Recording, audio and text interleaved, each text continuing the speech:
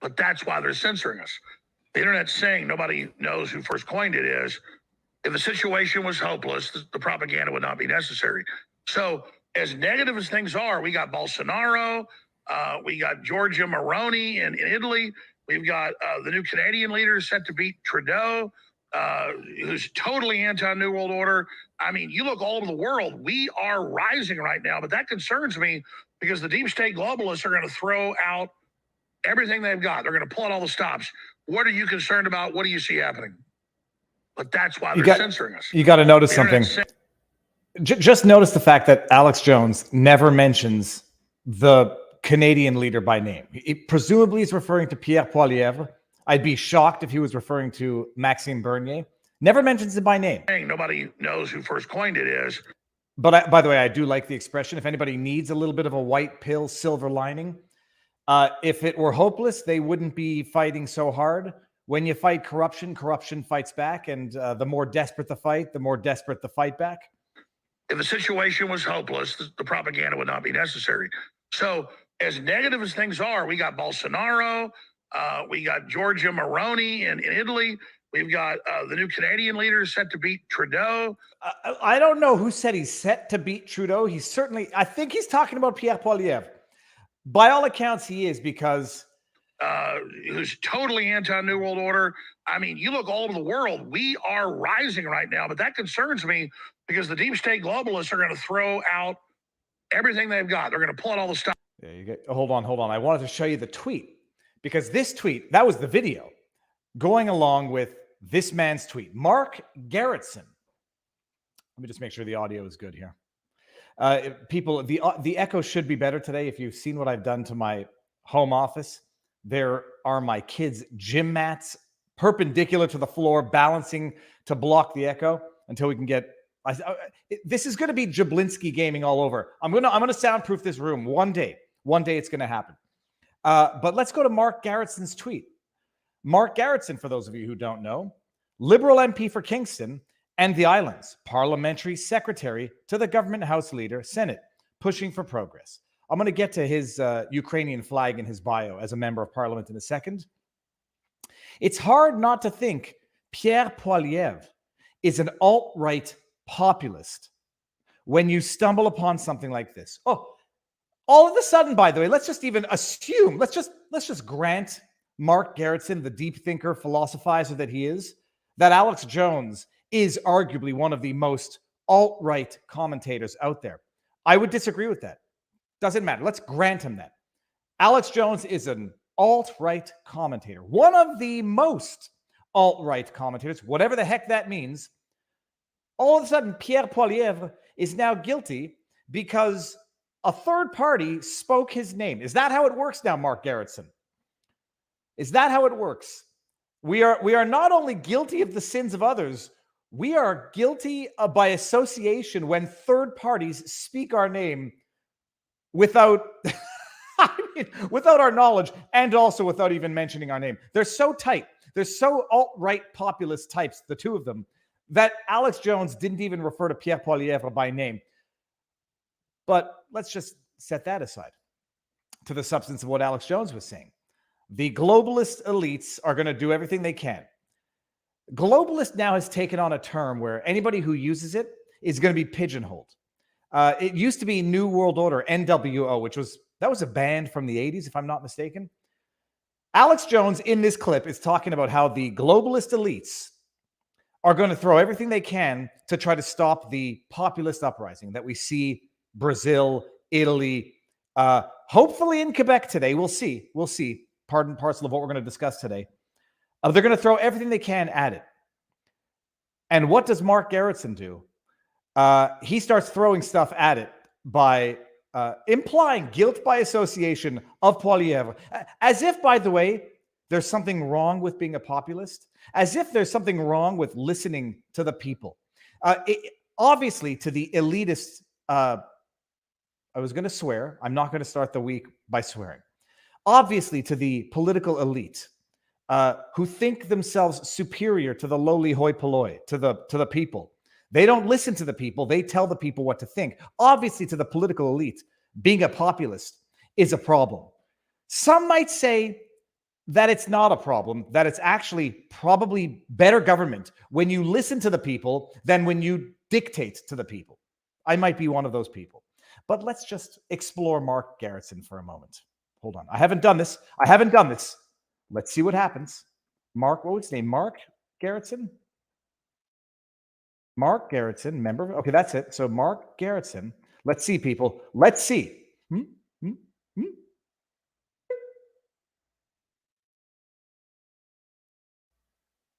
Well, he doesn't have a landing page, unless did I spell it wrong? He doesn't seem to have.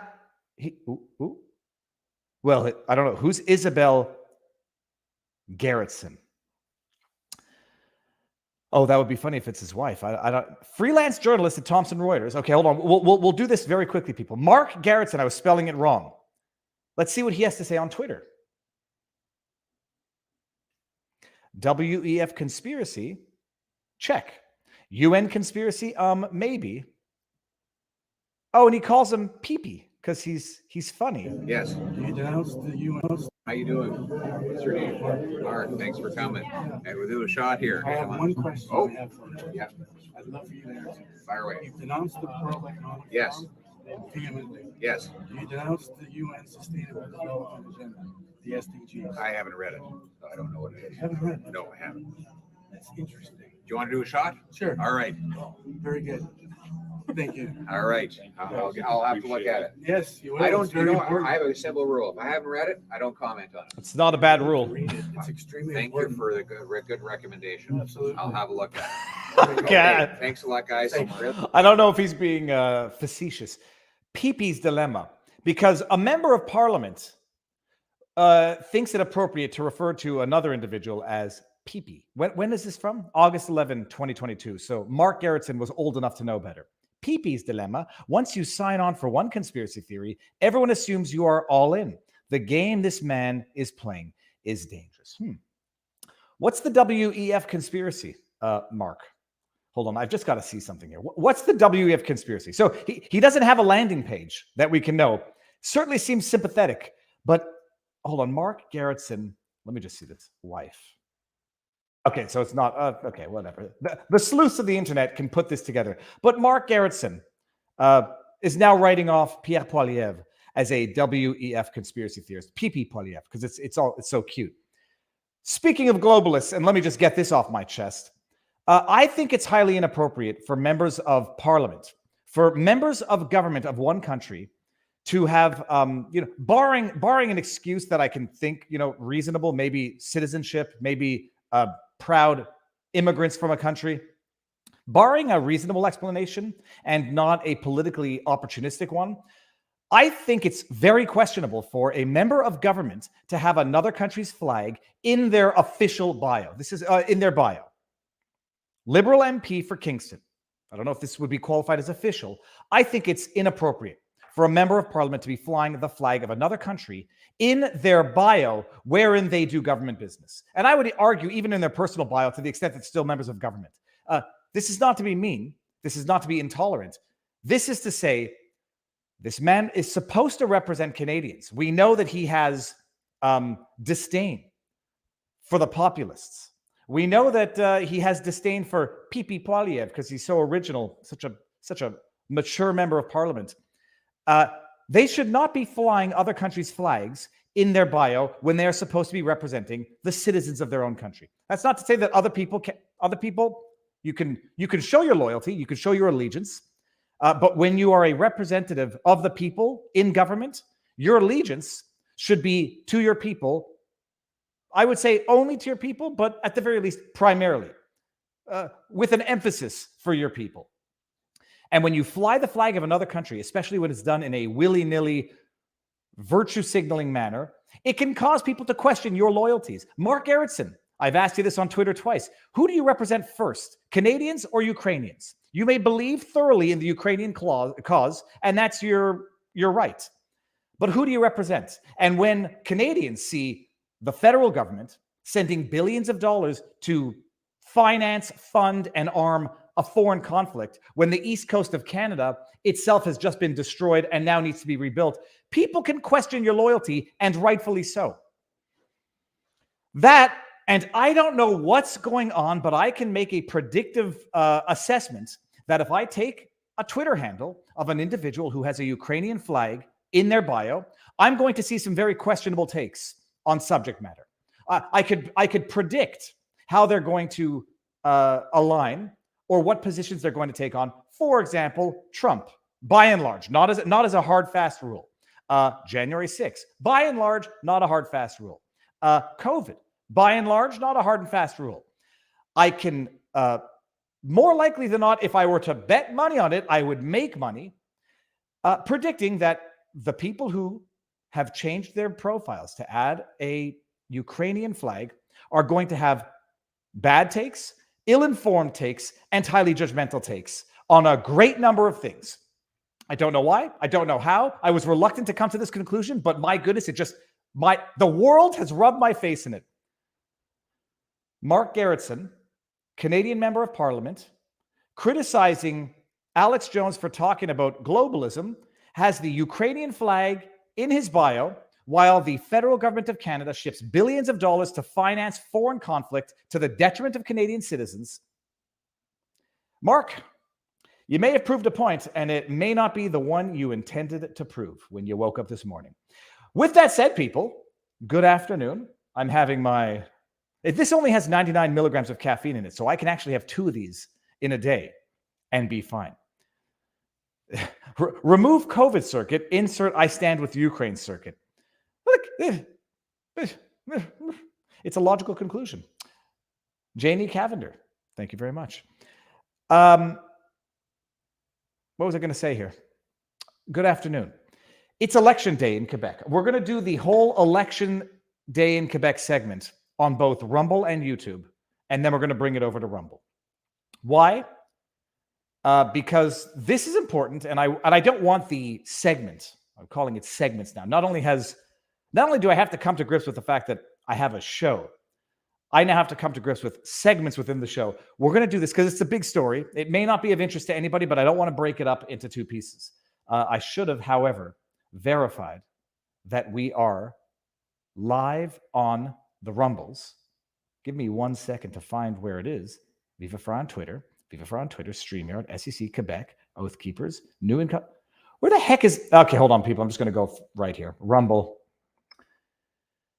Make sure we're live, and then we're going to continue because it's election day in Canada.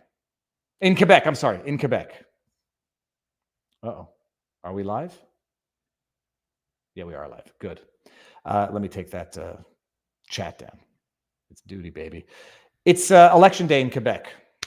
And I think everybody should know what's at stake, although it's, probably too late. It's already written. We just now have to live through the day, live through the results, and see, are we going to have something of a similar surprise?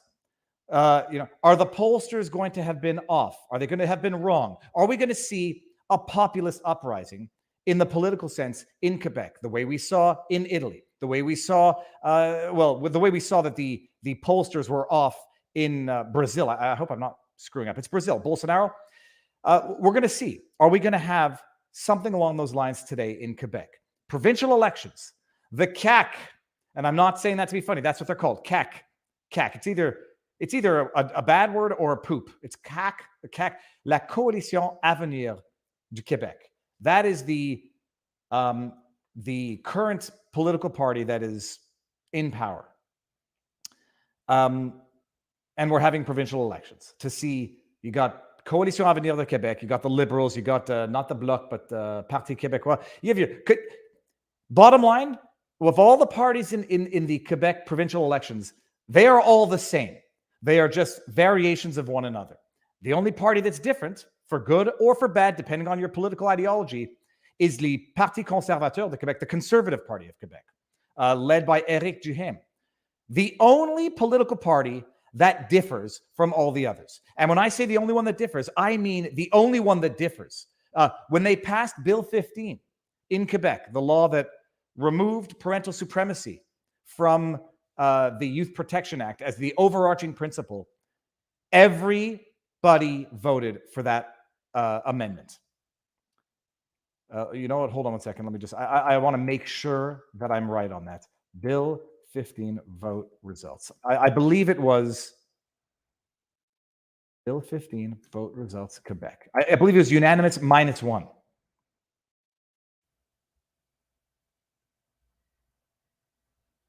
I'll correct myself later if I was wrong. I'm certain it wasn't. It was okay. Bill 15 adopted unanimously. Fine. I think there was one person who voted against it. This was an amendment to remove parental supremacy as the overarching principle of the Youth Protection Act. Unanimous. Between all the parties, the political parties of Quebec. You know what that's called? That's called having one party. One party with just a bunch of scoundrels fighting for leadership. The only party that's different, and you may not like them for being different, is the Conservative Party of Quebec, which is conservative by Canadian standards, probably, I won't say left of the Democrats by American standards, but certainly not what people understand conservatives to be in the United States. We're going to get there. Only you can prevent progressivism. Vote out Prime Minister Castro. It's the election today in Quebec. Is it going to be a ratification of François Legault and his lockdowns, curfews, vaccine passports, mask mandates, what else? Social distancing, language laws. Is it going to be a ratification of that, or are we going to see something that's going to shock and surprise? But people don't know how bad it is in Quebec, even compared to the rest of Canada. This will be repetitive for some of you who have been around here for a while. Nature lover, I'm thinking of you right now because I know I've seen many names who have been here for a while. This will be Jason Kincaid. I know you've been here for a while as well. This will be repetitive for some, but we have to go through it today. During the lockdown in Quebec, during COVID in Quebec, we had in Quebec the same lockdowns as everywhere else. They shut down non-essential businesses. Such unscientific rubbish, and we're going to get to why in a second, because it has now been confirmed, although anybody who knew it, knew it, that I won't say marketing, but rather politics was determining science and not vice versa. The Legault regime was being consulted or advised or managed with a consulting firm, McKinsey Consulting. And everybody who was paying attention knew that policy was being determined by polls and not science in Quebec. In Quebec, at one point in time, when they shut everything down, 2 weeks to flatten the curve, they shut down non-essential businesses. It was so absurd. They shut down non-essential businesses, but left essential businesses open. Pharmacies, pet supply stores, grocery stores, etc. Within those essential businesses, to be fair to the stores that they just shut down, they required, by notice from the government, I've documented all this in videos, that the non-essential items being sold in stores that were essential stores that were allowed to remain open be sectioned off. Do I want to pull this up? Let me see if I can do this. They sectioned off non-essential items with saran wrap. Viva Fry non-essential. I don't know if we're going to be able to get it. I don't know if I'll be able to find it quickly enough. You've all seen it. They sectioned off items, stockings, socks, batteries within pharmacies with saran wrap and said, these are non-essential as determined by government ministerial order. You can go get your bubble gum, chocolate bars and soft drinks and whatever else you need. You can go get all your other crap. But you can't get socks, you can't get batteries, you can't get magazines, you couldn't get birthday cards. You're in the store, you're walking the aisles, you just couldn't take the card because they wrapped it with saran wrap. Okay.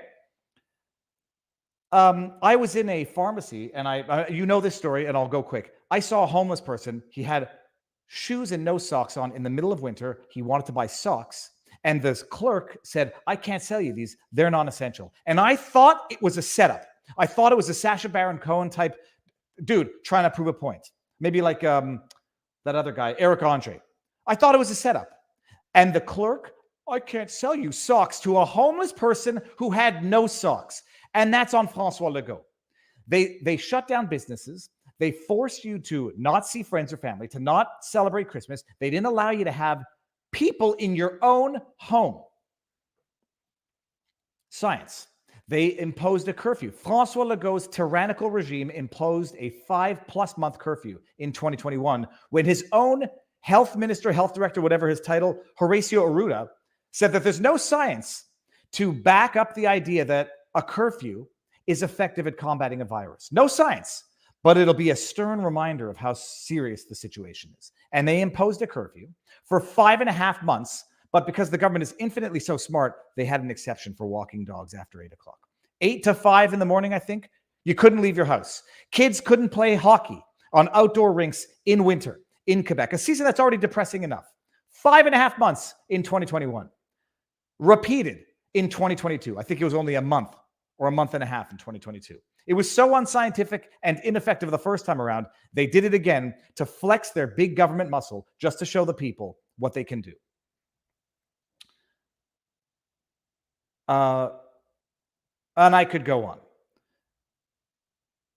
Now it's come out, by the way, I'll get into the unique history of Quebec and Canada, because what ended up happening recently that pissed off the Anglophones is that Francois Legault said they're going to amend this law, Bill 101, which is the language law of 1978. They're going to amend it because they don't think it's been effective enough at protecting the French language. It had 40+ years to do it, and it didn't do it. So they're going to make the law even stricter now. And so they're going to, Bill 101 is the law that created what is known as the language police in the province. Literally, Office de la langue française, the office of the French language, where they have these people who go around making sure that, items have French and English, that outdoor signs have a French version of the sign that is nettement prédominant, clearly predominant. That law's been on the books for 40 years. After Legault's, it was a failed COVID response because Quebec had some of the worst numbers in Canada, despite having some of the most stringent measures on earth. Divide and conquer supreme leader, sunset thief Francois Legault says, hey, you know what would be another good distraction? Divide and conquer. Let's revamp Bill 101, the language laws, with Bill 96, which is the proposed bill to amend that law, and make it even stricter. Make it apply to smaller businesses. Make it even more stringent on contracts that are drafted not in French, to protect the French language. We've had 40 years to do it. Let's do it a little more. So he does that. And that is when the Anglophones in the province got pissed. That's when they said, hey, wait a minute, we have rights. We have language rights under the charter. What really irked me, and I wasn't shy to say it because I think it's beyond hypocritical, the Anglos in Quebec didn't care when they were being locked in their houses, because some of the Anglos were some of the most fearful people out there as well. Do what the government says. It's for your own safety. You don't want grandma to die. They didn't say anything when they had their mobility rights trampled, charter rights. They didn't say anything when they had their enjoyment of property rights trampled. They were scared. They didn't say anything when businesses were shut down because, they might not have been hit so much. They might have actually made a little extra money. They didn't say anything when mobility rights, peaceful assembly, interprovincial travel. They didn't say anything when any of those charter rights were willy-nilly violated by a out-of-control tyrant. Come after the language rights, that's when Anglophones get peeved. For anybody who doesn't know the unique history of Quebec, and then I'm going to take a breath. Where is it? I did the history of Quebec and Canada twice because I failed the first time, and then I did it in the summer when I was 15 or 16, and then I got the best grade in the class. I just don't want to make any mistakes. But Quebec has a unique history. The province. Let's just see here. Where was it? The history. The first European to visit the area was French explorer Jacques Cartier, who was seeking a route to Asia. They call it la route d'Inde. When they arrived in Canada, they thought they were in India, and they thought they were in. Well, they were looking for a route to Asia, sorry, and that's why they call the Lachine Canal Lachine Canal, the Canal of China, because they thought they had actually found the route. And so we have a canal called the Lachine Canal, Lachine, which is the Lachine, the Chinese canal. Jacques Cartier was seeking a route to Asia, as well as searching for valuable minerals such as gold and diamonds. On his second voyage to North America, he sailed up the St. Lawrence in 1535 and wintered in the Huron Indian village of Stadacona. Cartier made a third and final trip to the region in 1541, bringing settlers to establish a French colony at Stadacona, though they abandoned this effort after a couple of years. It was not until furs became an exceptionally valuable commodity by the 1600s that the French renewed their interest in maintaining control of New France, La Nouvelle France, which is why on the East Coast, even in New Brunswick, Nova Scotia, they speak French. In 1608, Samuel de Champlain installed the first permanent base in Canada at Quebec, which grew as a fortified fur trading post. The St. Lawrence and its tributaries gave the French the best access to the interior of the North America, control over the fur trade, an advantage that the British wanted to gain. So, long story short, the English defeat the French on the Plains of Abraham. When was it? Here we go. 1759. The English defeat the French. They negotiate whatever treaty. The bottom line, though, is that the French never abandoned their national cultural identity. They fought to preserve themselves as French, and they did it successfully throughout the history of Quebec as a province, so much so that the English just recognized Quebec as a French province. We have a civil code, the Napoleonic Code, and not common law like you have in the rest of the provinces. French is the official language. It's a unique province culturally, historically, linguistically. I still think every province is unique and every province has a unique history. Just to say, in the context of English Canada, Quebec has a linguistically, historically unique history. That explains, the language. The French now want to preserve the French culture, the French language, which was the raison d'être of Bill 101. But I got no problem with that. It's a French province. I have no problem with a French province enacting reasonable legislation if they think it's going to help preserve the French language. The ultimate irony is that I don't think you preserve a culture through law. That being evidenced by the fact that Quebec, as a province, as a culture, survived not because of legislative protection back in the day, but because of a steadfast desire to maintain their cultural identity. Every province is unique. Quebec is uniquer. All provinces are unique, but some provinces are more unique than others. I know why the rest of Canada has a resentment for Quebec, because that stated uniqueness makes for some inequities in law and practice in Canada. So I have no problem maintaining, enacting certain legislation that they think reasonable, that respects charter rights, that is intended to preserve a cultural linguistic identity. It's a French province. If you don't want to learn French or speak French, there's the rest of Canada. Now, if after 40 years, law doesn't accomplish that which you wanted it to accomplish, well, I'm not sure that the solution is more law. But all that to say, now you know a bit of the history of Quebec and Canada, why it's linguistically, culturally unique from the rest of Canada, why it has different laws than the rest of Canada, a different legal system inspired from the French. We had the Napoleonic Code before it was amended into the Civil Code of Quebec, le Code Civil de Québec, and that's that. What was the purpose of going into that entire parentheses? To explain, that's right, Anglos getting angry at Bill 96. They've come after our language.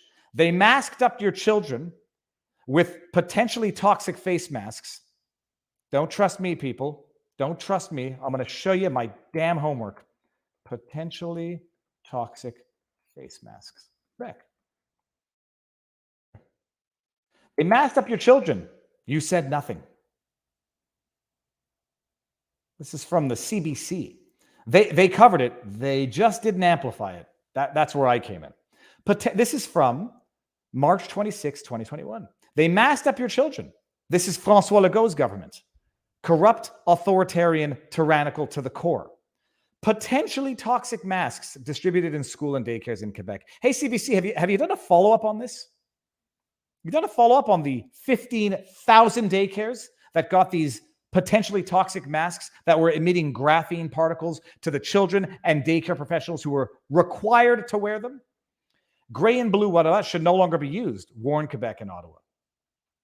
One model of mask distributed to Quebec schools and daycares may be dangerous for the lungs, as they could contain a potentially toxic material According to a directive sent out by the provincial government Friday, Radio-Canada has obtained documents showing Health Canada warned of the potential for early pulmonary toxicity from the masks, which were made in China and sold and distributed by Métallifère, a Quebec-based manufacturer. I would love to know who got that contract, how they got that contract, but that's for actual journalists. I'm sure CBC looked into it thoroughly. If you have this type of mask, stop distributing, yada, yada, yada. Some daycare educators, and by the way, how did I find out about this? A daycare educator stopped me on the street and sobbed on my shoulder because this person had been wearing the masks for months and said, I thought something was wrong. It felt like I had cat hair in my mouth all the time. Some daycare educators had been suspicious, these gray and blue masks, of a mask for a while, because they felt like they were swallowing cat hair while wearing them. Health Canada conducted a preliminary risk assessment, which revealed a potential, just a potential, maybe. We'll get back to you. You can go wait another 2 years to get a doctor in Quebec. Lung damage associated with inhalation of microscopic graphene particles, inorganic microscopic particles going into your lungs, hours on end, day on end, week on end. What could possibly go wrong? The government required the daycares to use these, and these models in particular. See, the professionals were not even allowed bringing their M95, their own personal masks that they paid more for, to school. That's what I'm told, and I'm fairly certain that it's accurate. Graphene is a strong, very thin material that is used in fabrication, but it can be harmful to the lungs when inhaled and can cause long-term healthcare problems. Back in December, the Quebec government revealed that masks had been distributed for months to more than 15,000 daycares across the province. They did not meet safety standards, and daycare staff were ordered to stop using them. First, they're ordered to use them, then they're ordered to stop using them. Legault. Legault, Legault, Legault. So they masked up your children. Quebec Anglos said nothing. Some of them. I think I was saying something. They mandated the vax. Quebec Anglos said nothing. At one point in time, Supreme Leader, Sunset Thief, Tyrant, François Legault, announced he was going to impose a health tax on the unvaxxed. What year is this? This is January 11. I think this is 2022. They announced, François Legault, charter rights. Anglos, many of them still silent because they hadn't come for the language yet. They came for the unvaxxed, and I said nothing. They came for the children, and I said nothing. They came for the businesses of my neighbors, and I said nothing. Then they came for my language, and then I said, holy cows, what kind of monster are we living with? Quebec to impose health tax on unvaccinated Canadians. Quebec, which has seen the highest number of COVID-related deaths in Canada. Some people were saying, well, at least Quebec fared well under Supreme Leader, Sunset Thief, Tyrant, François Legault. No, it didn't. Now, whether or not this number has changed since the highest number of COVID-related deaths in Canada, it's a big province. Quebec has 8 million people. Ontario has 14 million people. British Columbia, I forget, but those are the three big provinces. We had some of the worst numbers in Canada. Premier announced it would be the first in the nation to financially penalize the unvaccinated. Oh, it's just a financial penalty. You're not going to jail for not being vaxxed, but don't pay the financial penalty and then see what happens. Only about 12.8% of Quebec residents are not vaccinated, but they make up nearly a third of all hospital cases. By the way, this is at a time when they were not distinguishing between hospitalized with COVID versus hospitalized from COVID, but bygones. Forget about it. According to federal data, just over 85% of Quebec residents had received at least one dose by January. Well, that doesn't make any sense. 85% of Quebec residents had received at least one dose. Okay, so that means the rest had received 2 doses. And I guess that makes sense of the 12.8%, whatever. Premier François Legault said during a press conference that people who have not received their first dose of the vaccine will have to pay a contribution. How much? He hasn't decided yet, but it will be significant. Oh, no, but I say nothing because they haven't required me to They haven't required me to put extra large French language on my products. They haven't required me to. I'm still allowed drafting contracts in French if that in English if that contract stipulates that the parties have expressly requested that this contract be drawn up in English. That's an actual provision of law, and I think that was one of the provisions that was changed under Bill 96. But whatever. We're still cool. Anglos are still cool. These charter rights, forget it. Just get vaxxed, you selfish bastard. Just wear the mask, you selfish kid, and shut your face. You want Granny to die? Oh, what's that? You feel like you have cat hair in your mouth? Shut up, it's in your head. Anyways, then obviously they backtracked. They backtracked on this because there was a little bit of international outrage. And then Supreme Leader said, "Oh, maybe I went a little too far there. Sorry, taxing the unvaxxed, the 12%. That might have been a bridge too far." So that's who's on the ballot today. And I'm skeptical that there's going to be a big change. I hope to be wrong. The reason why I hope to be wrong, I want to be wrong. And I hope I'm going to be wrong because I do think François Legault is probably going to win again.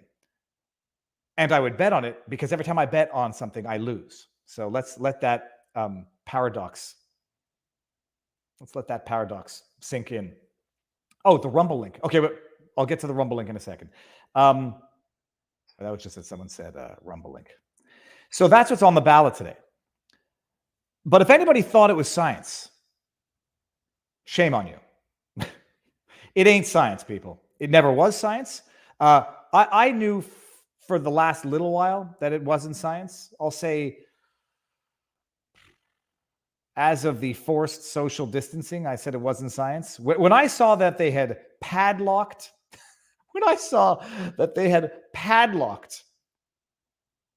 a dog run, an external dog run. Hold on. When I saw that they had padlocked an outdoor dog run, I knew it was no longer science. Check this out. First of all, here's the Rumble link. Boom. Check this out. If my Twitter feed serves as nothing else, it will be a diary of a world's descent into madness. This was back when we had Barney. Month 3 of the lockdown, and the authorities think the logical and effective step to fight COVID-19 is to keep outdoor dog runs chained shut. Right here, people. Chained shut. Governed by buffoons. By tyrannical, fascistic buffoons who have never before yielded so much power from a public that no longer questioned their exercise of that power. That's François Legault. When they started padlocking the outdoor dog runs, I started getting wise that maybe this wasn't science. But now, and then it became even clear that they were governing based on polling. That was as of a few months ago. But now look at this. Look at this. CBC, state-funded propaganda. Just check out the framing right off the bat. It's not a busted title. It's not a gotcha, François Legault. It's not holy crap. You hired an international marketing firm, a consulting firm, to advise on your COVID response. It's not, oh my goodness, this is over the top egregious. It's Supreme Leader, Sunset Thief, Tyrant, François Legault defends paying millions to U.S. consulting firm during pandemic. Oh, by the way, at the same time, when François Legault is telling hospitals to cut $150 million from their budget, don't trust me.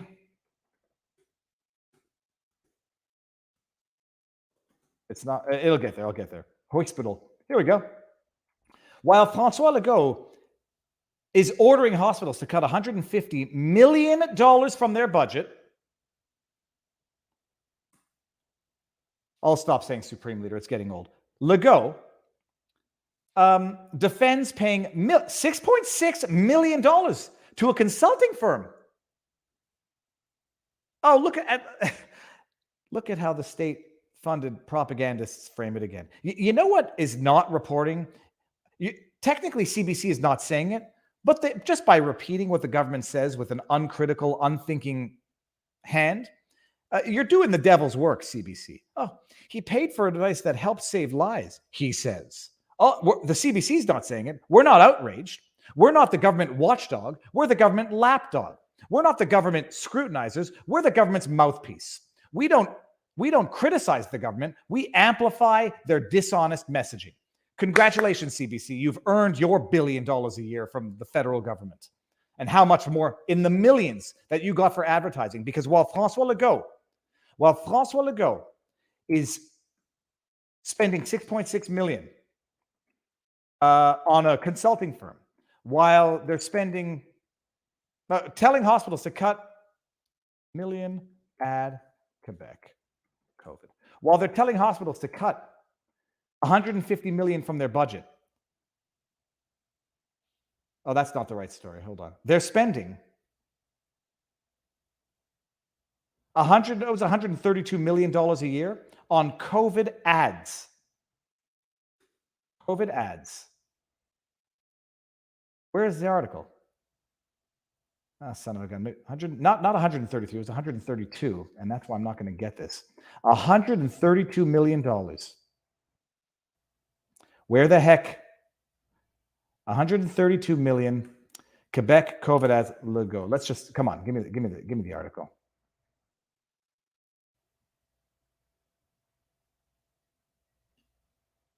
Quebec 132. And come on, hold on 1 second, people. I know that it was here. But that's the consulting firm.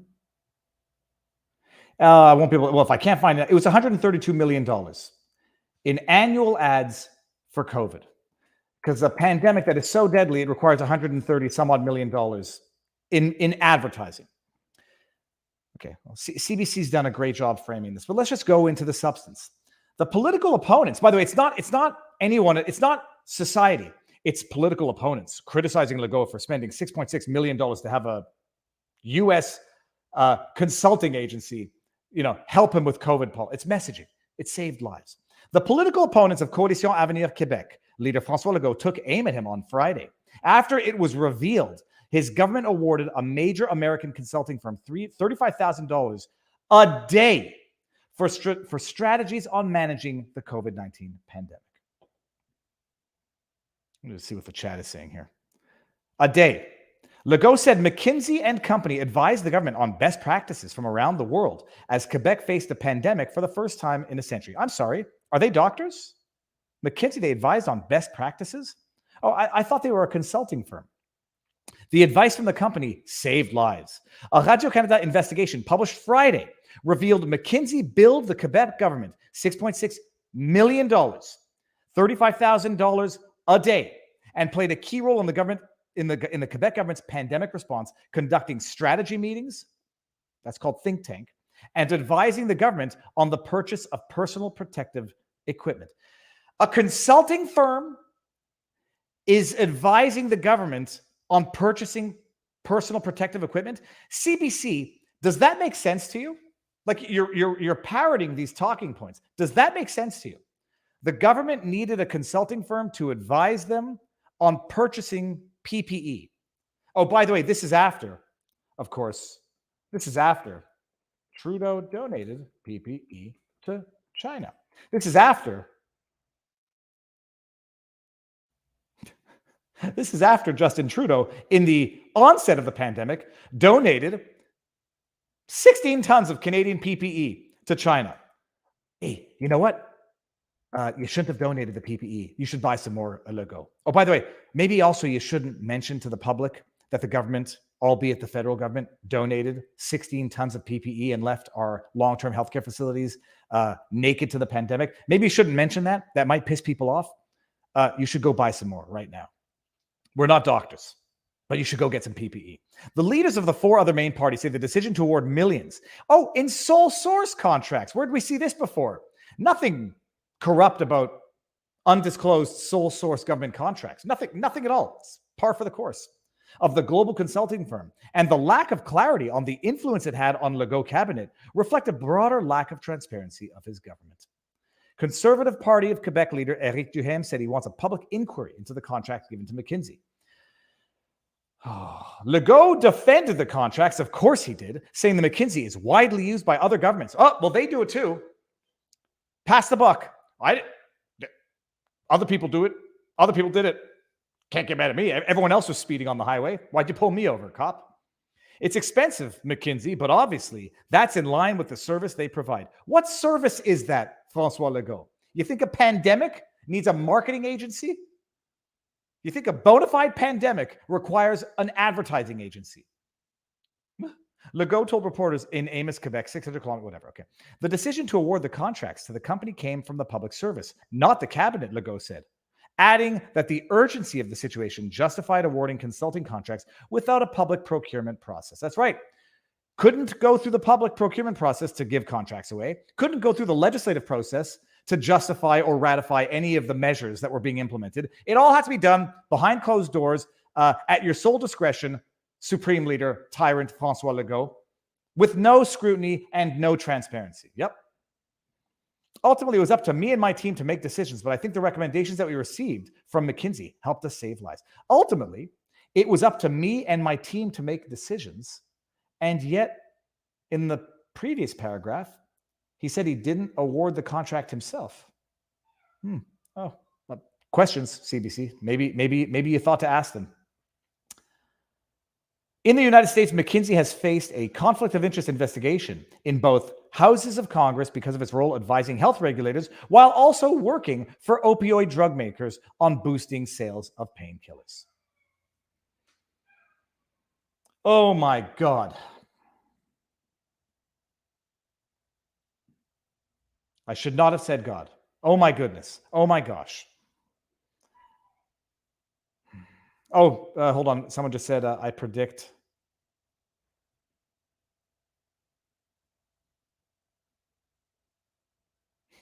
I don't get that. I predict Quebec will get a separatist government again. Well, of course they will. All of the other parties, except for the Quebec Conservative Party, have turned effectively separatist. And Legault now has already gone separatist, sovereigntist, even though it was never part of his platform. Divide and conquer, distract from your corruption, your unethical dealings, your incompetent leadership, and pit one segment of society against another, and that's how you can stay in power. That's how every Quebec government is separatist, except for the Conservatives. I don't believe the Conservatives. Anyhow. So that's what's going on in Quebec. Hold on. Something is bothering me. Hold on. I won't be able to... hold on. Bear with me, people. I'm going to get this out of here. Okay. No, not a stop screen share. It's going to drive me nuts if I can't get it and I need to get it. Hold on. I want the homework to be here. It is Google. Come on. Google. Quebec COVID ads 130 million. I just need to show you so that. Here we go. Okay, good. Oh, thank goodness. Documents show cost of COVID commercials featuring Quebec celebrities. And by the way, when I talk about other ways to subsidize the media so that they become your lapdogs and not your watchdogs, this is indirect bribery. Pay these flailing legacy media outlets, I don't know how much for ad space, because they sure as heck are not getting it from businesses because they don't have the viewership. Nobody would pay good money to advertise on CJAD, the most frothing at the mouth, propagandist, vitriolic spewing entity out there. Elias Makos, I'm looking at you. Documents show cost of COVID commercials featuring Quebec celebrities. Yada, yada, yada. Okay. Recorded calls from Bernard Deron, Dominique Michel, CTV News anchor Matsumi Takahashi, and Shia Weber aimed at comforting seniors and spreading advice. I think that has a C, not an S. About COVID-19 cost taxpayers $193,000. That's fantastic. Where was it? The COVID Communications Project budgeted around $13 million per month in ad placements. What a way to buy the media. Hey, CJAD, you keep being anti-PPC and we'll keep running ads. Oh, what's that, Radio X out in Quebec City? Criticize our policies? Well, we'll just pull all of those government ads and leave you high and dry for the hundreds of thousands of dollars that we would have otherwise sent to you to propagate our message. Things that actually happened, by the way. $13 million a month. Sorry, I'm going to get that.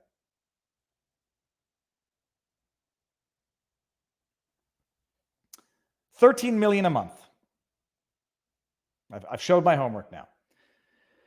That's what's on the ballot today in Quebec, people. We'll just make sure that there were no other. Okay, so we got this. Yeah, we can close that down. We saw that one already. $13 million a month. That's I'm no mathematician, but that's $152 million a year. It's $152 million a year, while the freaking government tells hospitals to cut $151 million from their budget. While they pay $6.6 million to a consulting agency, which has been conflicted in the United States for representing simultaneously conflicting interests. Yep. Nothing to see here. $13 million per month. Imagine all the other provinces, let alone Trudeau's contributions. Absolutely. You buy the media, they will not dare be as vocal as, just take me, for example, because what they would do is say, you have that talk show guy there. He's a little critical of the government. Maybe get him off air, or we're going to cut our hundreds of thousands of dollars in ad placements to your flailing news agency. Hold on. I think we need to say this. Viva Fry COVID ad tweet. Let's see if I can find this video real quick. Some of the ads they were running when they were running for the Vax passport, they were like, they had these ads. Timothy wanted to go to a rock concert. He got the tickets. He got the shirt, but then he couldn't get in because he wasn't vaccinated. They generated these ads and paid for them. They ran these ads and paid for them. They bought everyone off along the way. Celebrities, media, printed, radio, television. Yep. One of the videos that I recorded actually ended up on I think it was on the War, not the War Room. It actually ended up on. Here we go. Here we go, people. Yes, sir. Yes, sirree, Bob. Hold on, people. Then we're gonna move over to Rumble after this. Listen to this COVID ad. Oh my God, who is that person? He looks terrible. Ugh. Well, I actually don't look good there. Hold on. Listen to this. All right, I'm listening to CJAD. They're running these COVID ads, government paid COVID ads. They're just out of this world. Wait until you hear them. I'm going to try to capture one. Your next report at 5:45. Right now. Come on. CJD. Forecast, a few clouds It's not coming yet, but I got one earlier today. This is another one. Let's see if we can capture it. By the way, just picture me in the car trying to capture a commercial as it comes on. Sam's excited to see his favorite band play live. Here we go. He thought about it all week. He bought his ticket. He wore his band t-shirt. He went to the concert venue. He wasn't allowed inside the concert venue. He put away his band t-shirt. He threw away his ticket. And he thought about it all week. Don't wait until it hits you. Get vaccinated. Beginning in September, you'll need a vaccination passport to enter certain public spaces. A message from the Gouvernement du Québec. Honey, I don't know what's going on. I can't tell you how angry and disgusted that makes me. It is government paid advertising to get people used to the idea of a vaccine passport so they can be refused entry into things like concerts, and to pressure them, to shame them, and to not say that this is outrageous and atrocious and that no government should ever be doing this, to get you used to it. They're paying for ads on radio stations to get you used to the fact that this is the society in which you live, one in which you will be excluded from certain non-essential events based on your medical status. And the ads, pressure, shame, extortion, coercion, It's nauseating, it's enraging, and this is now officially the Quebec in which we live, and the Canada in which we live, because the government is now fully on board, putting together a $1 billion COVID vaccine passport app fund to finance this unconstitutional, inhumane conduct throughout the provinces. When was this? Sorry, no, I don't want to listen to that again. It's going to make me quite angry. I want to chart my progressive. September 1st. So this is actually, I believe, this is when I was running for office. Yep. They spent money on that ad to produce it. They spent money on that ad to run it. Anglos didn't really care then. You know, oh, your kid can't get into a concert. Selfish bastard should have gotten their jab. Oh, what's that? Now you came for my language. Okay. That's what's on the ballot today, people. So I was going to do an evening stream to see, to follow the results, but I don't want to. Okay. After I read a few super chats, we're going to close this down and mosey on over to the Rumbles. Let me see here. My content live streaming here. Oh, good. We got 3,362 people on Rumble. What was I going to do? Link. Here you go. And I'm going to read a few super chats before we go over. Walgreens running ad right now with 6-year-old kids saying, "I got vax to protect my little brother."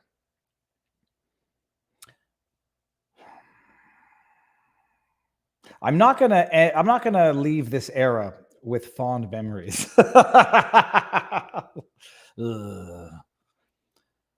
Here we go. What do we got here? Funny how the government can force a man to war, to fight and die, but the government can't make any business to run a free ad. No, they need a consulting firm. What was it? $35,000 a day? Not a bad racket. Not a bad racket at all. There were a couple more chats here. Only you can prevent progressivism. Okay, I got to that one. Robert Williams, thank you very much. I don't know if you meant to put a message in there. I hope you didn't, but thank you. And I haven't checked in a while. How is the JCCF lawsuit against Trudeau on the violation of the Charter of Rights going? I did an interview with Keith Wilson, who's he's representing Brian Peckford. They had a hearing on the mootness. I forget what month it is now, but it was like a couple of weeks ago. And I did an interview with Keith Wilson the day after that hearing.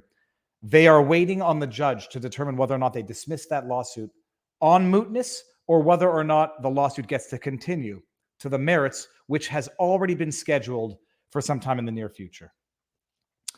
Okay. Everyone, let's mosey on over to the Rumbles. Let me see right now. I got everything. Let's do it. Here. Rumble, going to end the chat on the stream on YouTube, and we're going to get into some American stuff. That's Quebec, people. You know a bit of the history of Quebec and Canada. You know the context in Quebec. You know what's going on now. You can have a more educated discussion with your friends and family if you are not from Quebec. So I hope I've served my purpose for the day. Removing from YouTube, going to Rumble in 3,